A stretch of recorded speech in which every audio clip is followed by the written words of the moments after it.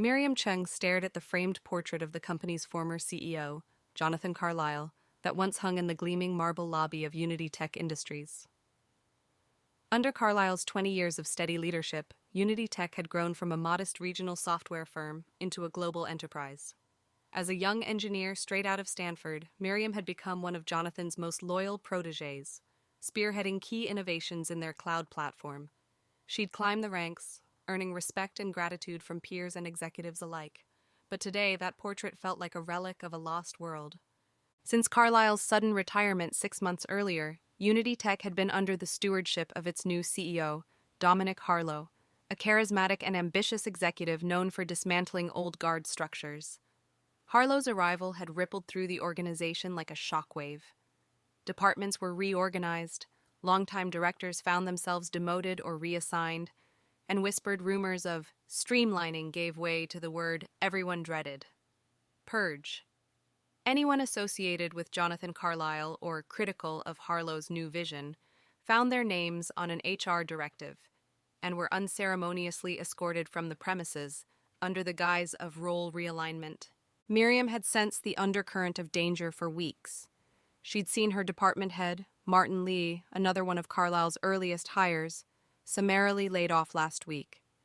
She had lingered in the hallway as HR escorted him out, hearing Martin protest that he'd served the company faithfully for nearly 20 years. The new regime had smiled blandly, handed him a severance package, and sent him packing. The message was clear: loyalty to the old guard was punishable by exile. Now it was Miriam's turn. The meeting invite from HR had appeared in her inbox 10 minutes ago. Miriam Cheng, confidential meeting HR office, 3 p.m. She stared at the subject line with a knot in her stomach, but she felt no surprise. It was inevitable. She rose from her desk, once cluttered with project binders and Arduino prototypes, now stripped of personal effects, and gathered her courage. This morning she had packed a small box at home, foreseeing the moment when she would have to clear out her cubicle. Now her trembling hand hovered over the door handle of her office. She drew a steadying breath, squared her shoulders, and walked toward the elevator.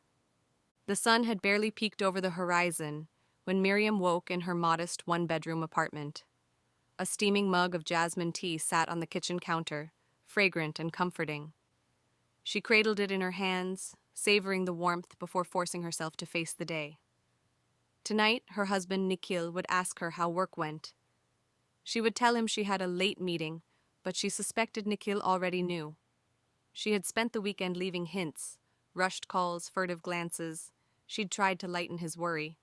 But at 20 years old, he understood the heaviness in her silence.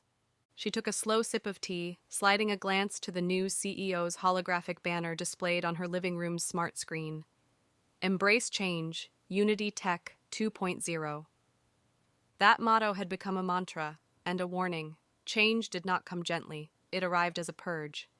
Breathing out, she finished her tea, set the empty mug in the sink, and dressed in her usual professional attire: a charcoal skirt suit, soft lavender blouse, and simple pearl earrings. She applied a thin layer of makeup, enough to appear poised, not enough to mask her anxiety. Nikhil, a software architect at a small startup, appeared in the doorway with a sleepy smile. "Morning, big day?" "Just a standard HR meeting. I'll be late. Maybe dinner out?" "Sure, you know I'm here if you need me." He kissed her forehead and slipped out to catch the train. Miriam returned the affection with a nod, then steeled herself for the commute. She grabbed her box of half-packed belongings, family photos, a bamboo plant from last year's Employee Appreciation Day, a few framed certificates, and climbed into the elevator. The lobby of Unitytech's corporate tower was a cavern of white marble and brushed steel, punctuated by a vast video wall announcing the Unitytech 2.0 initiative. Dozens of employees in tailored business attire streamed through the revolving doors, settling into workstations or venturing out for coffee runs. Miriam's heels clicked against polished floors as she made her way past security, her ID badge scanning through the turnstile with a soft beep. She nodded a curt good morning to the receptionist, who returned a sympathetic but tight-lipped smile. In the hallway outside HR's suite, Miriam paused to steel herself and tapped the door lightly. "Come in, Miss Cheng." She entered a sterile conference room, white walls, a round table, and a single screen on the far wall. Seated on one side was Melissa Benton, HR manager, and beside her, Evan Shaw, director of talent acquisition. Both wore expressions colored by empathy on the surface, beneath it a professional detachment. Miriam, thank you for joining us. Good morning. I see from the invite my position is being eliminated. Melissa nodded, nodding to a printed letter she slid across the table. Miriam picked it up, scanning the carefully worded paragraphs. Due to organizational realignment and strategic refocus under new leadership, certain long-standing roles will be phased out. Regrettably, your position as Senior Cloud Architect is among those impacted. Your termination will be effective immediately, with severance equivalent to 12 weeks of pay and continued healthcare benefits for 6 months. Please accept our sincere gratitude for your 2 decades of service. We would be happy to provide a letter of recommendation. Miriam's eyes flicked to Evan, who offered her a business card with an outplacement service attached. She nodded once, deliberately calm. 30 seconds later, she stood, gently placed the letter and card back on the table, and reached for her half-packed box. Thank you for the support. I'll be on my way. As she exited, Melissa called out, her voice catching slightly. Miriam, if there's anything we can do, referrals, networking, please let us know. But Miriam made no reply. She stepped out into the bright hallway, clutching her box beneath one arm like a heavy truth. Miriam navigated the familiar corridors, once alive with collaborative energy and camaraderie, as though walking through a museum of memories. The Innovation Lab whiteboard bore half-erased notes from last month's brainstorming session on Unity Drive's new features. Next to it hung a framed photograph from the Unitytech Holiday Gala. A younger Miriam stood beside Jonathan Carlyle, both grinning in formal attire. In that moment, Unitytech still felt like home. She reached her cubicle, once an untouched cluster of code printouts, prototype sketches, and family snapshots. Now it lay empty, computer tower unplugged, desk wiped clean. Only the faint silhouette of her desk placard, Cheng, remained taped to the partition. She set her box on the surface and paused, letting the silence wash over her. Suddenly, footsteps approached. 2 IT staff, in crisply ironed polos with corporate logos, appeared at her cubicle. Miss Cheng, we've been asked to secure your workstation and archive any project data you were working on. Of course. They unplugged her monitor, carefully logging into her machine to transfer files to a secure drive. Miriam watched in quiet detachment, studying their practiced efficiency. As they worked, she noticed Marcus Hinton, a product manager who had been friendly with her through countless pivots and deadlines, glance over from across the aisle. His face betrayed a flicker of guilt. On a normal day, he would have waved, maybe called out a quick hello. Today, he averted his gaze, as though he feared lingering too long in the presence of her departure. Marcus? Once a trusted colleague, now afraid to meet my eyes. Loyalty, so fleeting under new leadership. Once the IT staff finished, Miriam collected her last project notebook, annotated with development roadmaps, and turned to leave. Miriam walked briskly down the corridor when Brian Cortez, a longtime teammate from the Data Analytics division, overtook her, walking in the same direction. Miriam, wait, she turned, setting her jaw. I wanted to say, I'm sorry. I've known you since our grad days at Berkeley. You gave me my start here. Miriam studied his earnest expression, the worry etched in his eyes. Thank you, Brian. They're looking for dissenters. Anyone close to Carlyle was on the chopping block. I tried to defend you in meetings, but they have the votes. You did what you could. He exhaled, lowering his eyes. If there's anything I can do, keep doing your best. The company's changed. Loyalty to them means nothing. She turned and continued down the corridor, each footstep a reminder of the shifting allegiances. Behind her, Brian hesitated, as though reaching for something to say but losing the nerve. Miriam slid into her sedan in the cavernous underground garage. The engine hummed to life, a welcome companion in her solitude.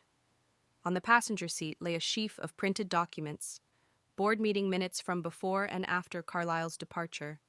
She had sketched them out the night before, smuggled from the executive print queue in her junior data analyst role. Now, she pored over them by the dim overhead light. Her eyes tracked every line. Meeting 3/15/202X. Attendees, Jonathan Carlyle, CEO, Marcus Perry, CFO, Naomi Chen, Chair of Board. Agenda, Q1 Performance, Product Roadmap, Enterprise Restructuring Timeline. Minutes. Discussed migration strategies, no mention of staff reductions. Meeting 4/5/202X. Attendees, Dominic Harlow, CEO, Marcus Perry, CFO, Naomi Chen, Elena Ruiz, COO. Agenda. Review of new strategic directions, proposal, realign departments to fit Harlow's growth model, identify legacy loyalists for reassignment.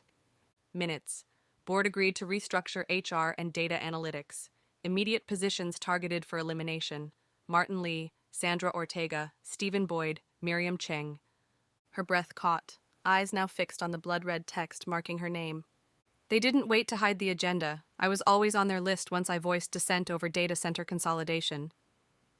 She tapped the steering wheel, determination solidifying. She would not walk away silently. These pages held the key to exposing the purge.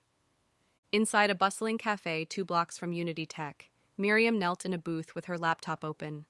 She had synchronized encrypted files onto a portable SSD, board minutes, HR directives, email threads instructing managers to weed out loyalty to Carlyle.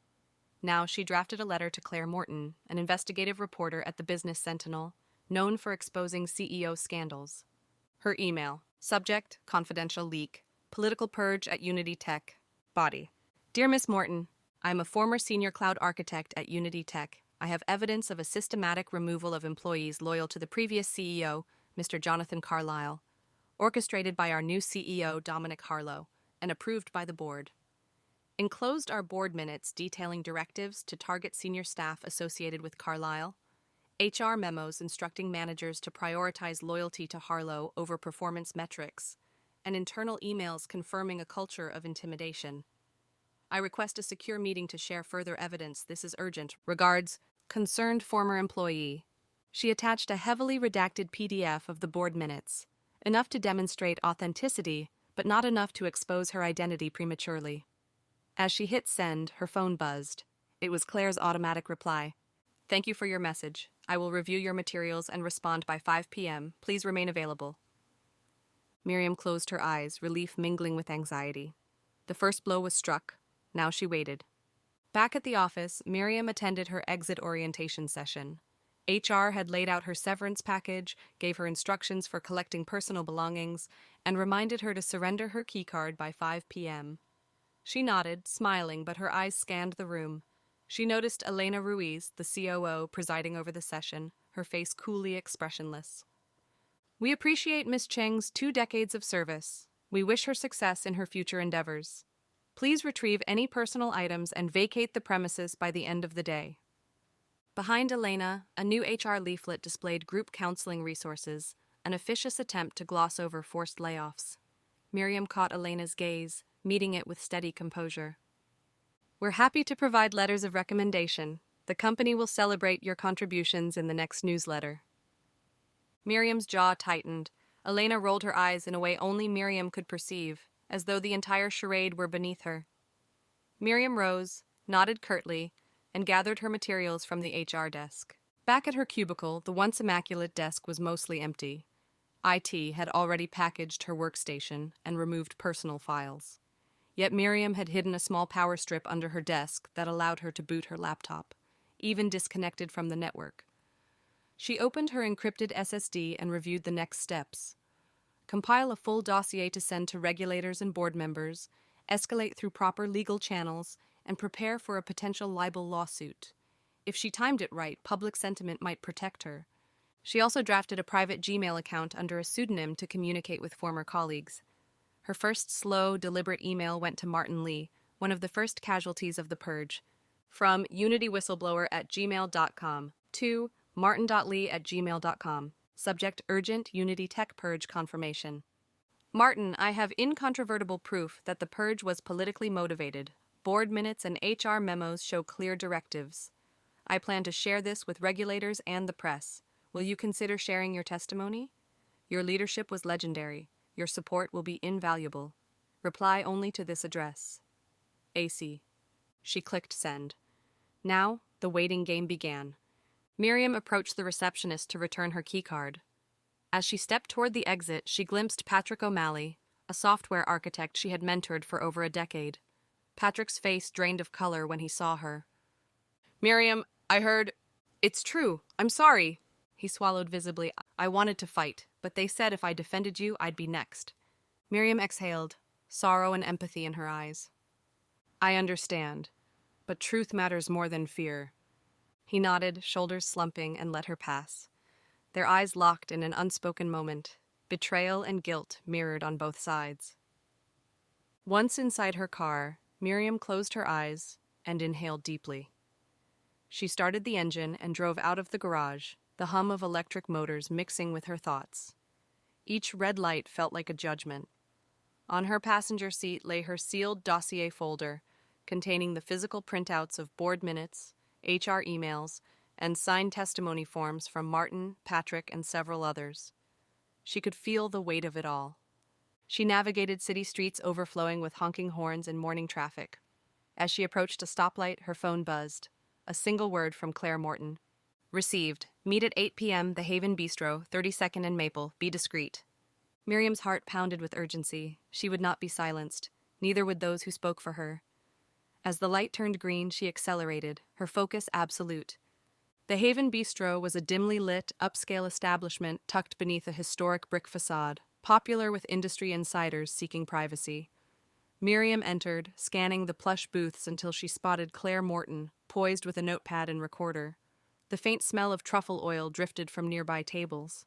Claire rose as Miriam approached, extending a hand. "Miss Cheng, thank you for coming." Miriam nodded, sliding into the booth.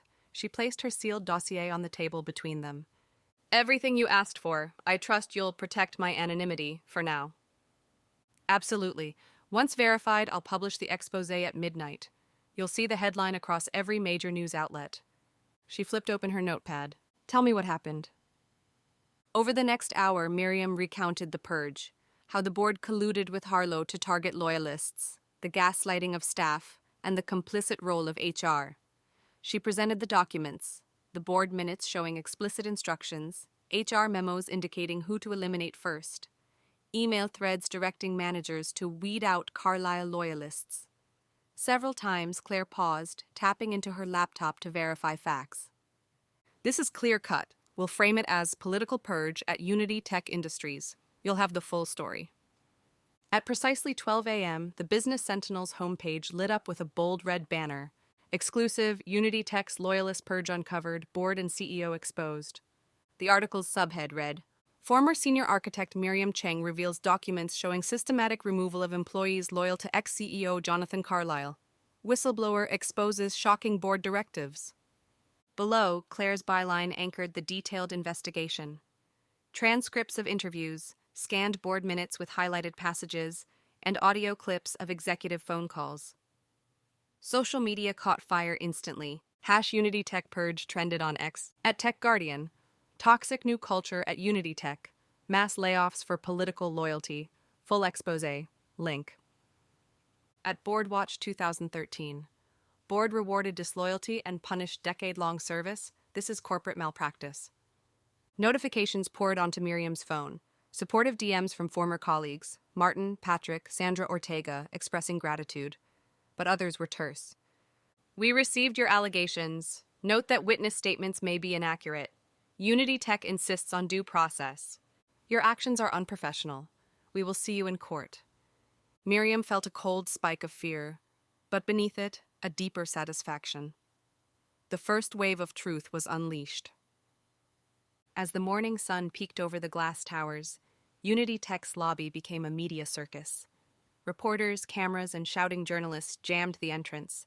The banner for Unitytech 2.0 looked cartoonishly faint behind the pandemonium. Inside, executives held an emergency board meeting. The stock ticker displayed a 17% drop by pre-market trading. Behind closed doors, the boardroom bristled with tension. Naomi Chen, chairwoman. "We are hemorrhaging value. This exposé must be an inside job." Marcus Perry, CFO. "Focus on financial stability. Draw up a contingency plan for 20% workforce reduction." Dominic Harlow, CEO. "We'll shift blame to Miriam for defamation. Our lawyers will discredit her evidence as stolen property." Elena Ruiz, COO. "Remind staff that Miss Cheng resigned voluntarily. We never forcibly laid her off." An uneasy silence filled the room. They would manufacture a narrative that Miriam had left under a cloud, and that her claims were baseless. It was the old shoot the messenger tactic. Before the wall of microphones, Dominic Harlow, flanked by Naomi Chen and Elena Ruiz, presented a united front. I'm deeply saddened by recent allegations circulated by Miss Miriam Cheng. Miss Cheng resigned to pursue other ventures. Her claims of a political purge are wholly inaccurate. We stand by our leadership team and are committed to transparency. Reporters lobbed questions, but Harlow sidestepped each one. What about the board minutes leaked online? Internal documents may have been misinterpreted. We will cooperate with regulators, but we believe these allegations are unfounded. The cameras clicked, and the public's impression tilted.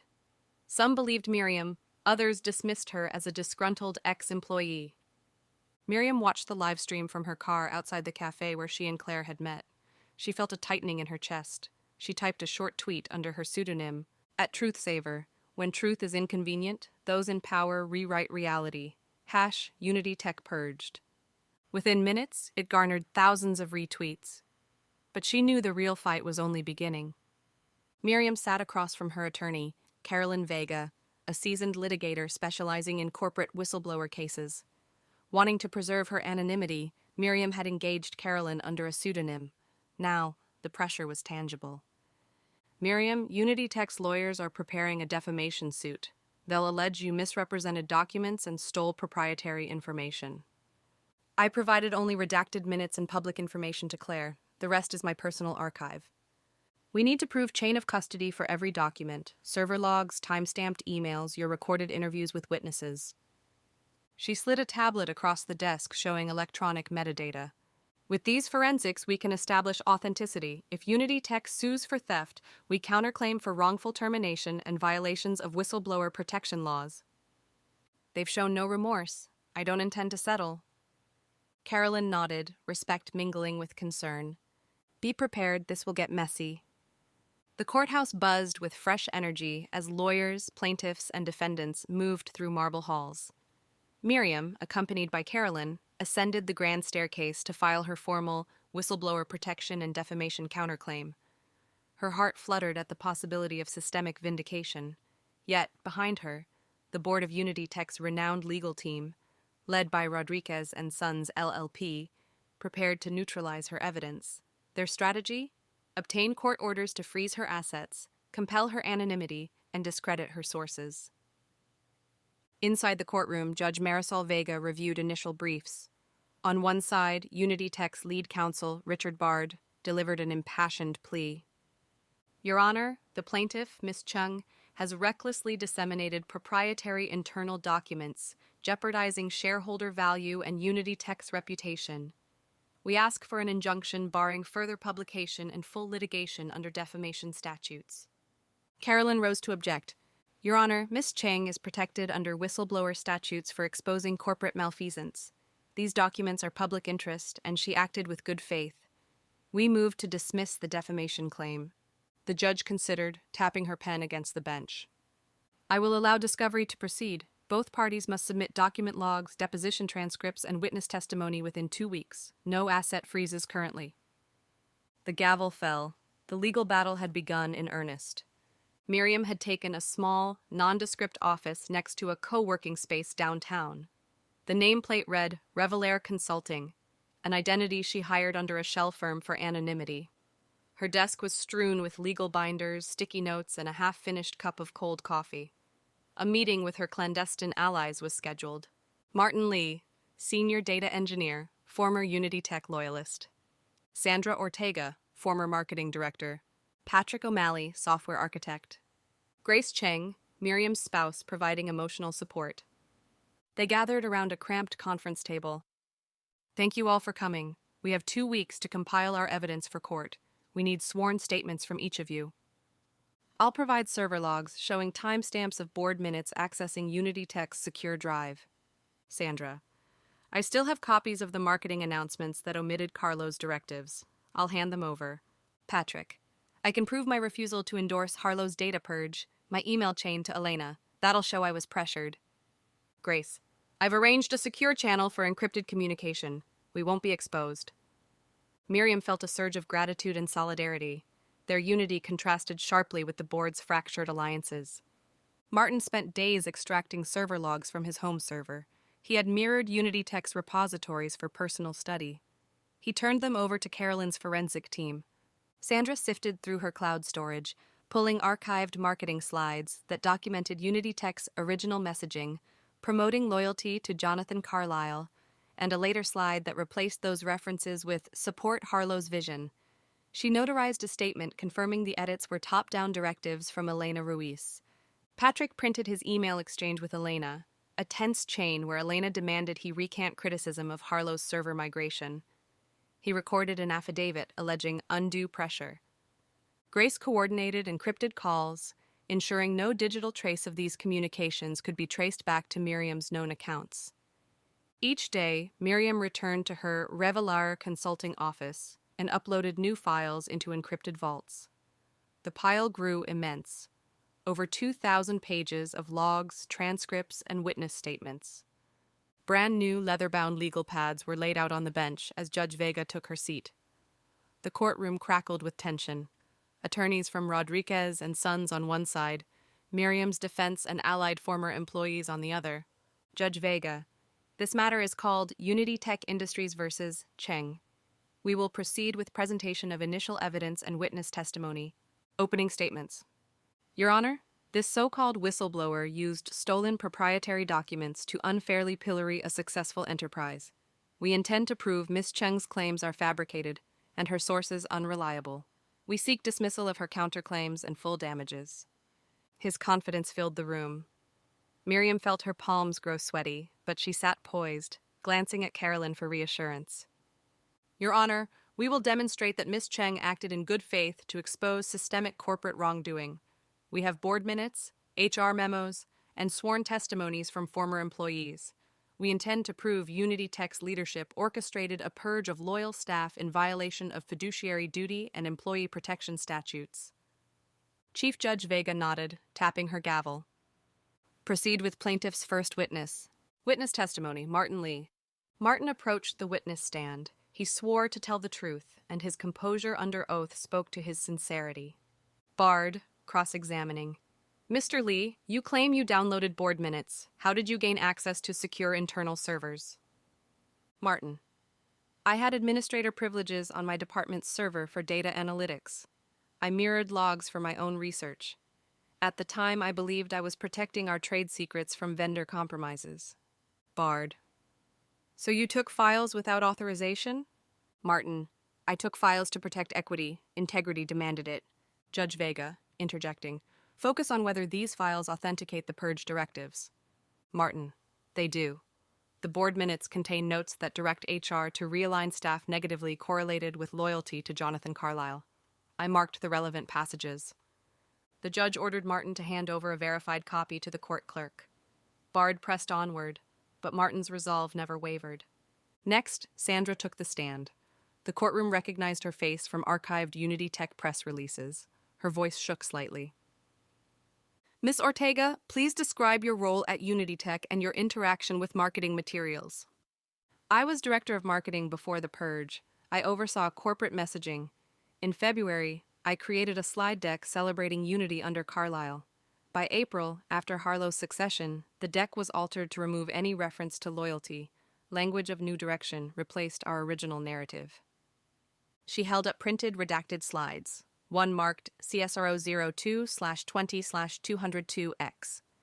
Our unity under Carlyle's stewardship has propelled our growth. And another, CSRO 04/15/202X. We embrace Harlow's new era of innovation. Are you certain these were your slides? Yes. I have notebook timestamps and my personal email confirming the original. I saw the edits. I never authorized them. She handed over her personal archive. Judge Vega accepted it as evidence. Patrick called yet another witness, recounted his direct intimidation by Elena. Carolyn. Mr. O'Malley, can you describe your conversation with Miss Ruiz on April 10th? Patrick. Yes. Elena demanded I remove a post from our internal Slack that criticized the CEO's rushed servers. I refused and filed my report to internal compliance. The next day I was informed my position would be under review. Bard. Is it your assertion that Miss Ruiz tried to suppress dissent? Patrick: Yes, she explicitly threatened me if I did not comply. His affidavit and Slack logs corroborated his testimony. By late afternoon, the court had amassed reams of documents. Bard tried to discredit the authenticity, questioning file metadata, chain of custody. Carolyn responded by presenting digital hashes and timestamps from Martin's secured backups. Meanwhile, Miriam sat in the gallery, flanked by Nikhil and Grace. Their whispered encouragements helped her remain composed. You're doing the right thing. I'm so proud of you. Yet, under the strain, Miriam felt tears burn behind her eyelids. Judge Vega recessed for the day, directing both sides to prepare closing arguments for tomorrow morning. Miriam emerged into the cold night air of the courthouse foyer, blinking at the brightness. Reporters surrounded her, microphones thrust forward. Reporter: Miss Cheng, do you stand by your whistleblowing? Miriam: I stand by the truth. Cameras flashed, and she moved swiftly toward the exit. Nikhil and Grace embraced her. Nikhil: Tomorrow, push on. Grace: We'll be here. Miriam managed a wan smile. The weight of tomorrow's verdict loomed large. The courtroom was packed. Unitytech's lawyers, journalists, former employees, and a few curious investors. Judge Vega presided with her customary seriousness. Bard: Your Honor, though Miss Cheng and her witnesses presented documents selective in nature, there remains insufficient proof that Unitytech's leadership orchestrated a purge based solely on loyalty. These downsizing decisions were driven by genuine market conditions. Any insinuation of political purge is speculative at best. We request dismissal of Miss Cheng's counterclaims. His words hung in the air, delivered with the confidence of one assured of power. Carolyn: Your Honor, the evidence is unequivocal. Board minutes instructing HR to target specific individuals, HR memos dictating a loyalist elimination, and witness testimonies corroborating direct instructions from the CEO and COO. Ms. Cheng's actions were protected under whistleblower statutes because they exposed a plan that violated employee protection laws. We request the court hold Unitytech accountable. She paused, looking directly at Miriam, whose determined eyes conveyed the stakes. I will review the evidence and deliver a written ruling within the next 2 weeks. Court is adjourned. The gavel fell. With the final echo, Miriam felt both triumph and dread. She had laid her soul bare, but the scales of justice did not always weigh evenly. Miriam stood at the threshold of Judge Vega's chambers, flanked by Carolyn. The judge's clerk nodded, motioning them inside. The sealed verdict lay on a small table. Miriam's heart thundered. Miss Cheng, while the court finds that Miss Cheng's evidence demonstrates Unitytech's leadership pursued a political purge targeting loyal employees, Miss Cheng's method of obtaining certain documents violated company policy regarding proprietary information. Therefore, the court rules as follows. Whistleblower protection. Affirmed. Unitytech's purge was unlawful. Unitytech is ordered to reinstate severance offers to affect employees, pay statutory fines for wrongful termination, and institute corporate governance reforms under court supervision. Defamation counterclaim. Denied. Ms. Cheng's dissemination of proprietary documents is found to be a breach of trade secret law. She is ordered to pay nominal damages to Unitytech and to cease further distribution of said documents, but no punitive damages due to her whistleblower status. Your simultaneous roles placed you in a complex position, exposing wrongdoing but also misusing protected information. This court's balanced approach aims to uphold the law while correcting corporate malpractice. Miriam exhaled, tears springing. She had won partial vindication. The purge would be reversed in principle, but she would have to pay a small fine for her document copying. The board's culpability stood exposed, but the personal toll had been steep. Unitytech's lobby buzzed with restless energy. A new banner had replaced the old one, committed to integrity and transparency. Board members filed through, heads hung low. The HR office displayed signs, whistleblower hotline and ethics reporting portal, implemented per the judge's order. Miriam, dressed in a simple but elegant blouse and slacks, re-entered the building. No longer an employee, but as a consultant engaged to help implement the court-ordered reforms. She passed a stunned receptionist and ascended to the 14th floor. At the newly formed Ethics and Compliance Office, Naomi Chen, chairwoman turned interim CEO, met Miriam at the door. Miriam, thank you for returning. None of this would be possible without your courage. Miriam offered a polite nod. Behind Naomi, HR partners from the old regime had been replaced. The new team bustled with purpose. I'm here to ensure the ethics portal goes live, that exit protocols follow the judge's directives, and that leadership is transparent in all communications. You have full authority. I trust your judgment. As Miriam settled into her new office, once Martin Lee's cubicle, she watched colleagues filtering through, reading bulletin boards that openly listed layoff criteria and whistleblower protections. Some former employees saw her and offered tentative smiles. Others averted their gazes, their loyalty still fractured, unsure if reconciliation was possible. Miriam met with Martin and Sandra to finalize their witness bonuses, court-ordered restitution. I'm taking a year off reflecting on what loyalty means. Thank you, Miriam. Marketing is where my strengths lie, perhaps with a smaller, more ethical firm. Thank you for letting me speak truth. They toasted with cappuccinos, each nursing bittersweet relief. It's not over, but it's a start. We need to ensure Unitytech doesn't revert to old ways. They nodded in agreement. Grace's voice crackled over the speaker on Miriam's phone. We're at home. Your son says he misses bedtime stories. Miriam smiled, comforted by normalcy. Miriam had founded True North Consulting, a boutique firm advising companies on ethical leadership and compliance. Her team included former Unitytech colleagues, Martin, Sandra, Patrick, and several others. They stood before a closed-door training session for a mid-sized fintech startup struggling with internal trust issues. The case of Unitytech taught us that power can corrupt and loyalty can be weaponized. Our job is to ensure your leadership aligns with integrity. Otherwise, the purge can start in any organization. At the back of the room sat a young manager, eyes bright with admiration. He whispered to his colleague, "She's the bravest person I've ever met."